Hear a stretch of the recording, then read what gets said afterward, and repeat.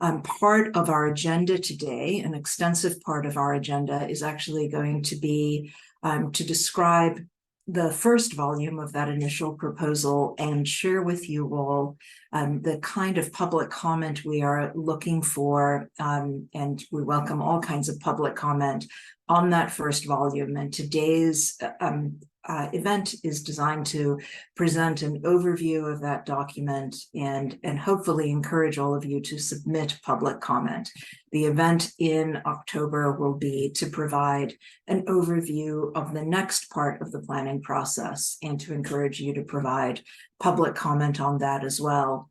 But the broader agenda is also to update you on the existing grant programs and the plans that are emerging related to those programs, as well as the engagement and conversations that the Business Council has been having with many of you and many others throughout the state in order to solicit input and guidance and priorities from stakeholders. And today is a continuation of that process. So let me start with our first agenda item, an update on funding and planning. And where we are currently is that the Business Council is administering a substantial grant program, the Connect Wyoming 2 grant program, and also developing two critical sets of plans. Connect Wyoming 2 is a program that is funded by the American Rescue Plan Act. Those funds have already been awarded to the state of Wyoming based on an application that was written and submitted by the Business Council quite successfully. And now that the state has those funds, it is going through a process of subawarding those funds to entities that will build broadband infrastructure under the framework established by the state in its proposal to the federal government. That process is underway currently. I think most of you are aware of it.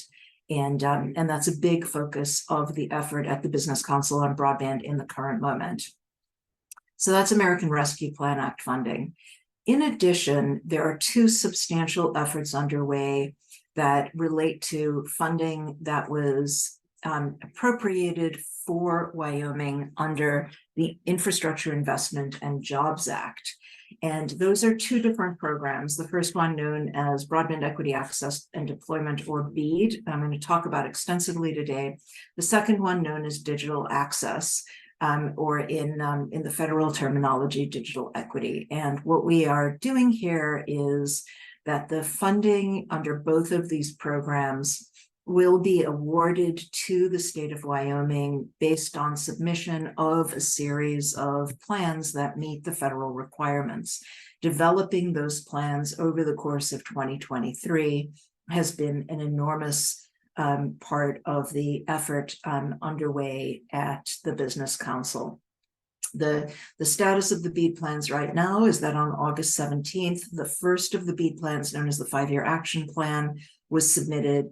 And currently, the initial proposal, volume 1, which is in draft form, is available on the Business Council website for your review and for any comment that you would like to submit about your thoughts or ideas or data that you would like the Business Council to take into account in finalizing that plan. And then several more plans to come. In addition, the digital access effort that is underway is, rather than focused on infrastructure, it is focused on access to digital access programmatic funding that is designed to help Wyoming households to access broadband where there are things getting in the way of their use of broadband that aren't related to infrastructure, but other barriers. And that plan is in draft form currently. Public comment was received over the course of the summer, and it'll be submitted to the federal government next month. Both the BEAD plans and the digital access plan are necessary prerequisites for the state to receive the funds that were appropriated by Congress. And we are grateful to all of you for the input and information and guidance that was provided during the engagement period to develop the information that was fundamental to both of those sets of plans and ongoing. Just a quick update on that capital projects fund effort that was based on those funds from the American Rescue Plan Act. The application period is now closed. The applications are currently being reviewed.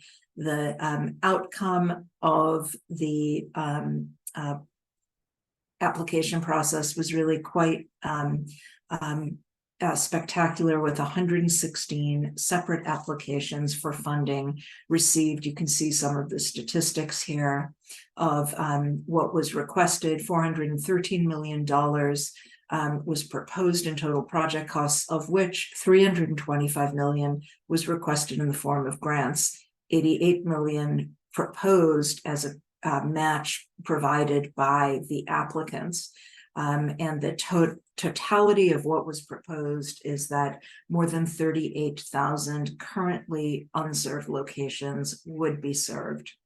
So that review process is underway. The timeline is here. There's more information available on the Business Council website.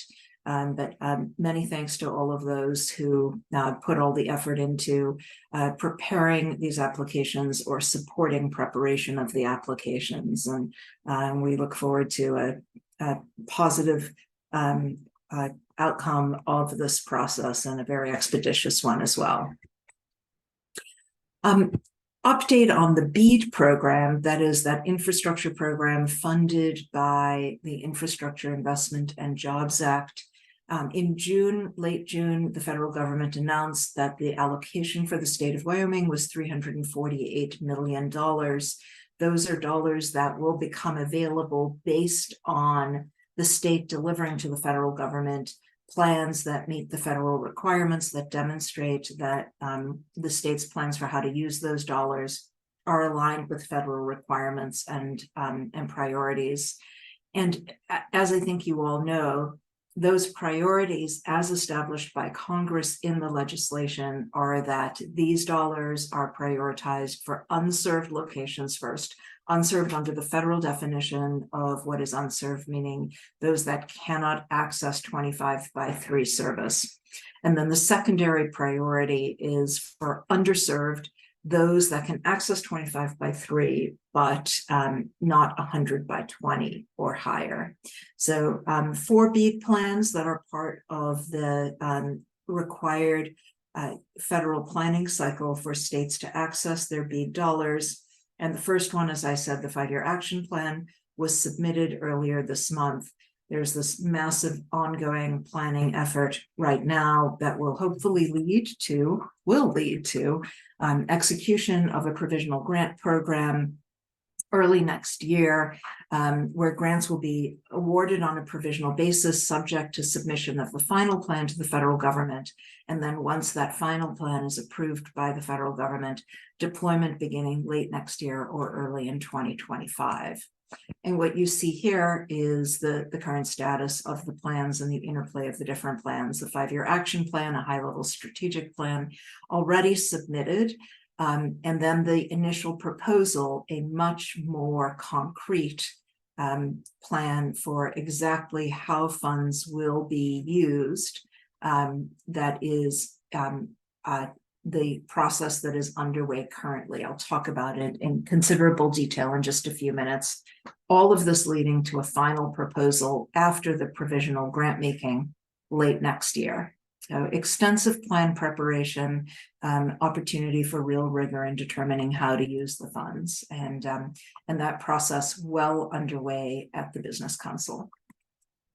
A quick update on the digital access plan is that throughout this year, the Business Council has done extensive outreach, consulting with stakeholders across a full range of different organizations, communities, tribes, public entities, and so on, in order to seek data, input, guidance, prioritization, and so on. And based on that, the digital access plan was developed for how the state might think about, over time, addressing the kinds of needs that prevent many Wyoming households from benefiting from the broadband internet, even if they may have infrastructure passing their home that can serve their home, other things getting in the way. The kinds of things that are mentioned here in the definition by the federal government of what digital access really is. That plan was opened for public comment in July, and the public had the opportunity to comment, and that plan will now be finalized and then submitted to the federal government in the middle of next month, with the hopes that there will be federal approval within a few months after that, and the potential for the funds, the Wyoming funds, to be accessed next year, and parts of the statewide digital access plan could then potentially be funded with those federal funds. We don't know yet what the allocation to Wyoming is, so it's still somewhat abstract what the potential funding coming potentially in 2024 and beyond might look like. But there will be updates on that as we learn more from the federal government. A summary of the overall timeline that you can see here, beginning with interaction with the communities seeking input and guidance that continues throughout the entire process. The digital access planning effort coming to completion right now, and then the potential for state grants based on those dollars that will flow to the state from the federal government as soon as sometime next year. In addition, very important flag, the National Telecommunications and Information Administration of the U.S. Department of Commerce has $1.25 billion in its own appropriation from Congress for grants for these kinds of programs.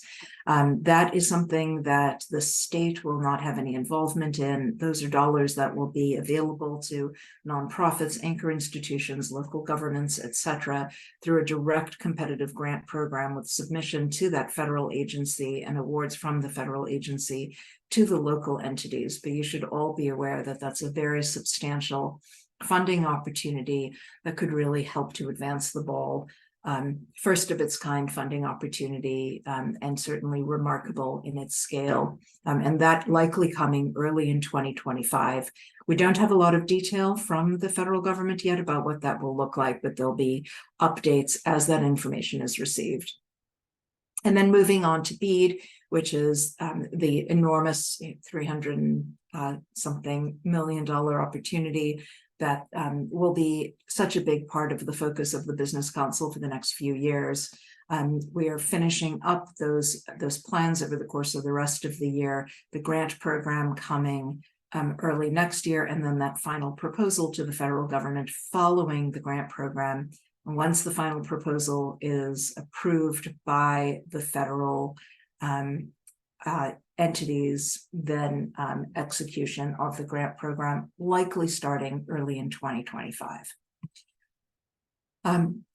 Okay, a quick summary of what has happened with regard to the community engagement, which really relates to everything that you have just seen and all of the planning that is underway as the community input and local input is such an essential part of the full process. What you can see here is a repeat on the timelines of plan development for both digital access and BEAD, with the timelines for when public comment opportunity has been made available, with the digital access public comment period not closed, the initial proposal volume 1 comment period open, and initial proposal volume 2 comment period coming this fall. And then final comments will be taken on that final proposal. So every one of these plans is going to be made available in draft form for public comment before submission to the federal government. And I'll talk a lot in a few minutes about the difference between the initial proposal volume 1 and volume 2. In addition, if anybody wants to take a look at it while I'm talking, you may already have done this. It is on the Wyoming Business Council website, relatively easy to access and then to scan to see what is in volume 1 and currently available in draft form for your comment, for your review and comment. The engagement over the course of this year so far to support development of all of these plans has been relatively extensive. You can see a few quick statistics here about what that has looked like. I personally had the pleasure of spending some time on the road in many communities in Wyoming in May and June, and enjoyed it enormously and hope to do so again very soon. And the stakeholder engagement and the effort to seek input and ensure participation in this planning process will continue into next year as the grant process is undertaken and into subsequent phases of all of this effort beyond next year.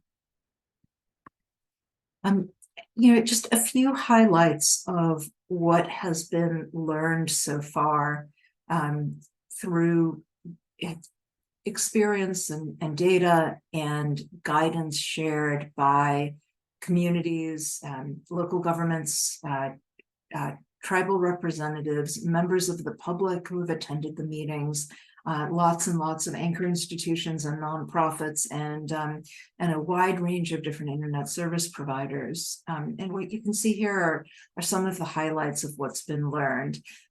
Much of it will be intuitive and not at all surprising, but the consistency of the themes across the state related to the challenges of deployment in a state that is relatively lightly populated and where construction costs are very high, really an enormous set of challenges that are a big part of why broadband in rural Wyoming in particular is such a challenge.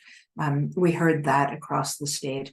Challenges around affordability as well, consistent information about that, not just with regard to connectivity, but also with regard to access to devices, and then the affordability for some lower income households of being able to support those devices, because a working device, not just any device, is what is necessary to be able to utilize the internet. And so maintenance services and support services to keep those devices working well and without viruses or malware and so on, another essential element of ensuring access. And then finally, digital skills, a very common theme. Some very important information learned about the challenges with digital skills, particularly among older adults, and then the kinds of creative programs that have been developed in various parts of the state to try to provide training and support to learn those digital skills, not just to be able to use the internet, but to be able to do so in a way that one is able to protect one's privacy and security on the internet. So moving on to our next agenda topic, let me share with you some information about the initial proposal itself and the elements of the initial proposal. And this is hopefully a useful framework for helping you to understand where that volume 1 draft that you can see on the Business Council website right now, where that fits into the broader picture. You'll recall I shared with you the 5-year action plan for BEAD is a high-level strategy. That document, by the way, is publicly available if you're interested in looking at it, as it has already been submitted to the federal government. And that's the high-level strategy. The initial proposal is the very concrete, tangible, and tactical means description of how the Broadband Council is proposing to the federal government it plans to administer this program, that $348 million in federal funds, because the federal agency that is overseeing BEAD, which is the National Telecommunications and Information Administration, or NTIA, NTIA has very clear, very extensive prescriptive rules about how the program should be administered and the goals that it has to achieve and the elements that it has to include. And NTIA was authorized by Congress to establish that framework and then oversee all of the states as they administered the programs. In order to access the dollars, the Business Council needs to provide to NTIA this initial proposal, later followed by a final proposal, saying how the dollars will be allocated, how they will be given out. And the final proposal says, here's exactly how we propose to do it and to whom and in what amounts, based on the grant program. But the initial proposal is pre-grant program. The final proposal is post-grant program. So the initial proposal is this critical document for establishing how the grant program will be run. And one way to understand the difference between Volume 1 and Volume 2, as they have been defined by NTIA, the federal entity, is that Volume 1 is about how the Business Council is going to determine the map that it's going to use for grant making. What are the locations that are eligible to receive grants? That's the critical question of Volume 1. How is it going to be determined what those locations are? And what is the process the Business Council will use to determine those locations? Volume 2 is about, once the locations have been determined, how is the grant program itself going to be run? So Volume 2 coming soon. You will be able to see that draft in coming weeks. But at the moment, what we are focused on is Volume 1, which is all about how we're going to determine what those locations are.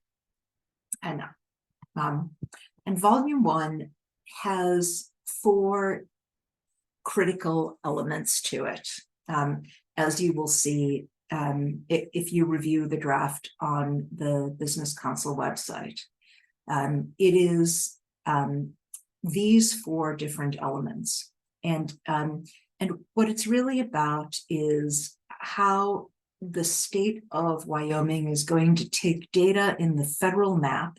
The Federal Communications Commission has a broadband map at the address level. And that is under the statute, under the IIJA, that is the required basis for making grants.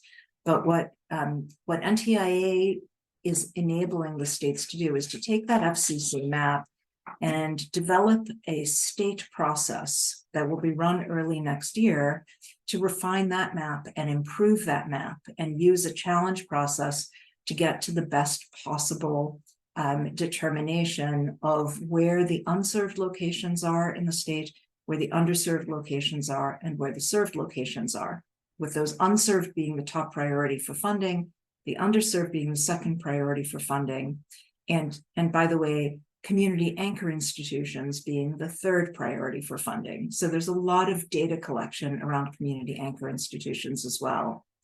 And this effort then, which you have opportunity to comment on, is to describe how the lists will be developed and then how the lists will be made available early next year for a challenge process to make sure that those data sets are as accurate as possible and to improve on them if that is necessary, if there are mistakes or inaccuracy in that data set. That is what Volume 1 is about. Do we have the best possible map for running the grant program that will be described in Volume 2? And I'm not going to read you the draft of Volume 1, but I really hope all of you will take the opportunity to take a look at it on the website and feel free to submit your comments and your thoughts about it. What I'll just do is I'm going to highlight here some of the critical elements and the key issues of Volume 1 and how the Business Council is addressing them, and highlight a couple of potential issues that you may wish to comment on. This is not exhaustive. All stakeholders are welcome to comment on any issue that they would like. But this is just a set of ideas to give you a summary of some of the content of Volume 1. So 3 different areas that I'll discuss. Let's start with the first one, which is location classifications. And under the federal rules, the Business Council, like all of the other entities in all of the states across the country, can propose that they would make a modification to the map before running the challenge process moving certain locations from served to underserved if there's data to suggest that that is justifiable. And what that would mean is that those locations that on the FCC map currently look served would instead show up as underserved, and then ISPs would have the opportunity to challenge that underserved classification and show evidence that actually it should be served. So this shifts the burden of proof from, for example, local governments to say, well, actually it's not served, it's really underserved, shifts the burden of proof over to the ISPs to demonstrate that actually it is served rather than underserved. And the federal rules have invited states to propose these kinds of pre-challenge modifications. What the Business Council has proposed to do in its draft of Volume 1 is to treat some of those locations that are showing up as served on the FCC map, that are delivered over digital subscriber line or licensed by rural fixed wireless, to treat those that show up as served, to treat them as underserved, and to then require ISPs who actually believe those are served to have to provide evidence to show that. Based on current data, and I want to note that the FCC map changes a lot, so these numbers could change. Current estimates are that this would impact about 8,700 locations. So this is a proposal Business Council has made to the federal government, or is in draft form in the document that has not yet been officially submitted to the federal government. And we welcome comments on this potential pre-challenge modification and whether it is appropriate or not, or if others should be included as well, so that can all be considered for the draft before it is finalized and submitted to the federal government in coming weeks. The second issue that I want to highlight that you may wish to provide comments on has to do with community anchor institutions. You will recall we talked a few minutes ago about the fact that the third priority for funding under the BEAD program is for community anchor institutions such as schools, libraries, government facilities, public safety, and so on. And I want to be frank that all of the data show, this won't come as a surprise to anyone, that it is unlikely that there will be leftover funds for that third priority, given the enormity of the challenge of getting to unserved and underserved locations in Wyoming. But the data collection effort is important nonetheless and is underway as part of Volume 1. And what is required for Volume 1 is that the states define what a community anchor institution is, and then develop the list, as well as mapping data about those community anchor institutions that are not served in the definition of what a community anchor institution requires, which is a symmetrical 1 gigabit per second service. And the goal of this effort and the challenge process is to develop the best data possible about which community anchor institutions throughout Wyoming do not currently have that 1 gigabit service. So in the draft of Volume 1, the Business Council has proposed to define community anchor in the way that you see here: schools, libraries, healthcare, higher education, public housing, and then community support organizations that effectively provide broadband or facilitate broadband for vulnerable populations, such as low-income households that can't get it at home, that sort of thing. And what we're seeking comment on for purposes of the draft of Volume 1 is this the right definition of a community anchor institution? And if not, what should be excluded or what should be excluded? Now, I want to note here, the comment is not about individual locations and whether they have gigabit service or not. That's what the challenge process next year will be about. The comment here is rather about how we establish the framework for that challenge process that is coming.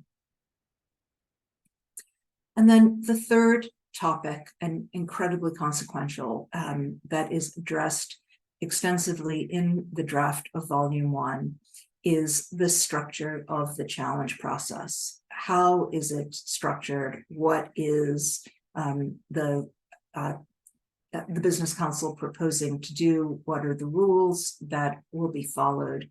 And what makes for a permissible challenge as well as appropriate and adequate rebuttal to that challenge and evidence of the challenge. So briefly, the way this is structured aligns with a federal model that the federal government has been encouraging states to use, and it's outlined here that the entities that would be able to challenge would be nonprofits, ISPs, and local and tribal governments who would be in a position to aggregate challenge data from their constituents and submit them in bulk.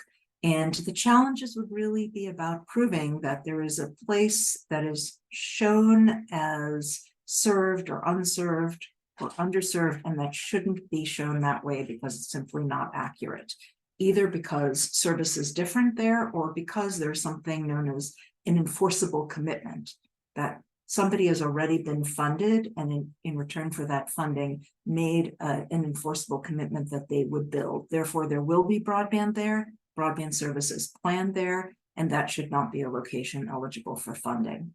Those are the kinds of things that are included in the challenge process. The challenge process is an extensive one, and there's considerable detail about the evidentiary rules of what it looks like and what the timeline and process would look like, which is why I want to really encourage you to take a look at that document. But the kinds of things you might want to comment on is, does the structure look like it is fair and adequate to enable comment? What else should be considered by the Business Council as it thinks about how to structure this challenge process? And the challenge process is going to be to a map that looks something like this. This is based on the FCC map. As I said a few minutes ago, the FCC map is changing all the time. So these numbers are going to change before the challenge process is run early next year, because the FCC is taking in new data and its own challenges and updating the map.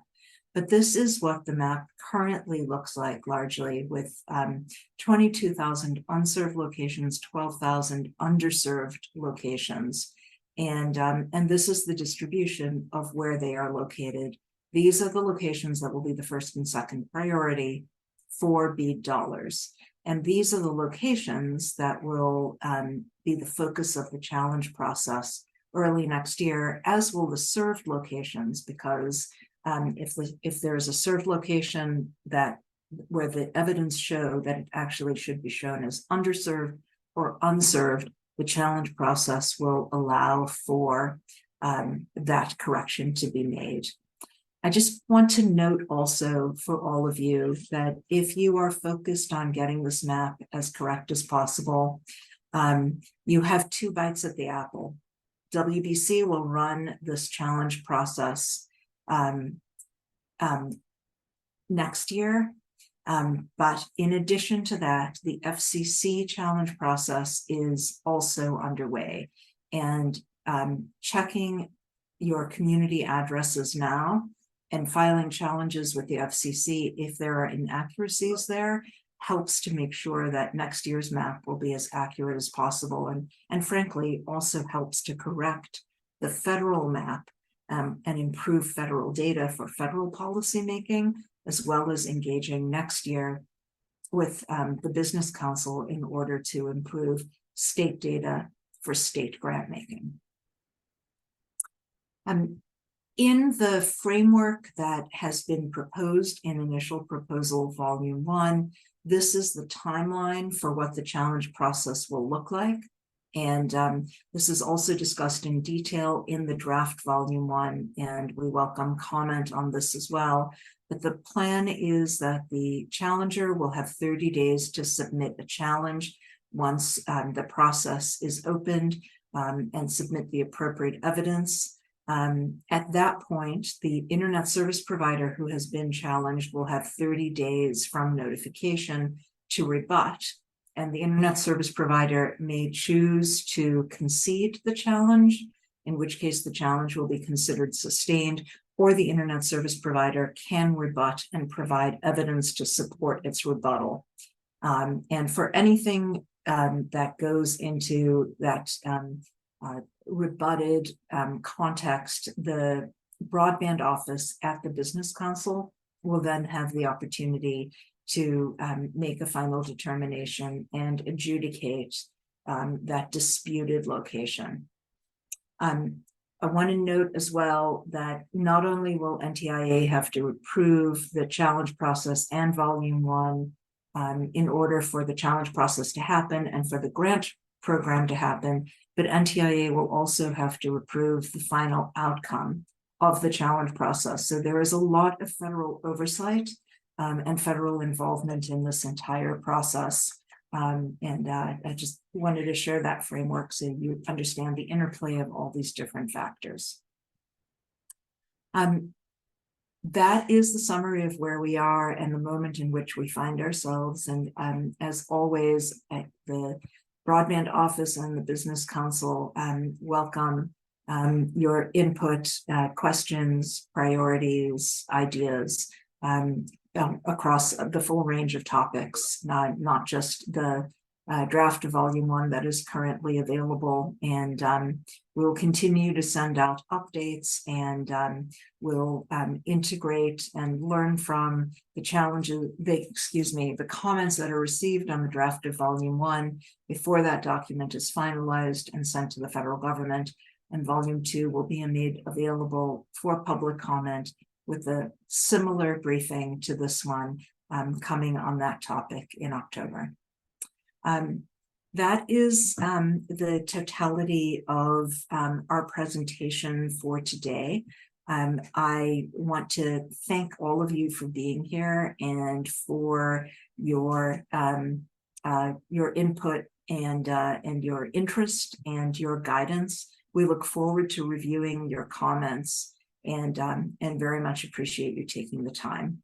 And with that, I will say, if Elena has any final words, I would like to hand it over to her, and I will stop sharing.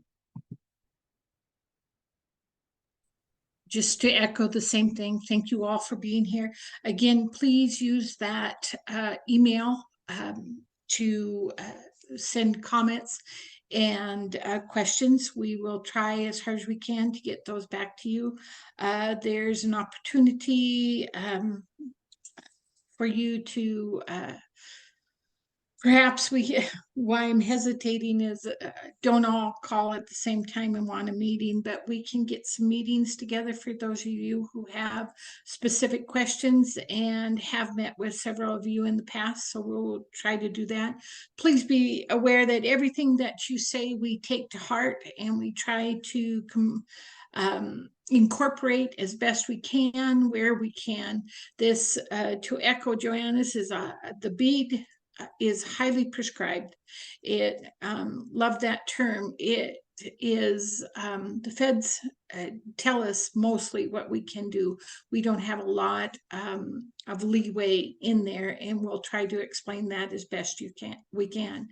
Thank you for being on today, and we will. This is one in a series of many, and look forward to seeing you all, or I haven't seen you on the invite list in the future. Thank you very much for your time. Appreciate it.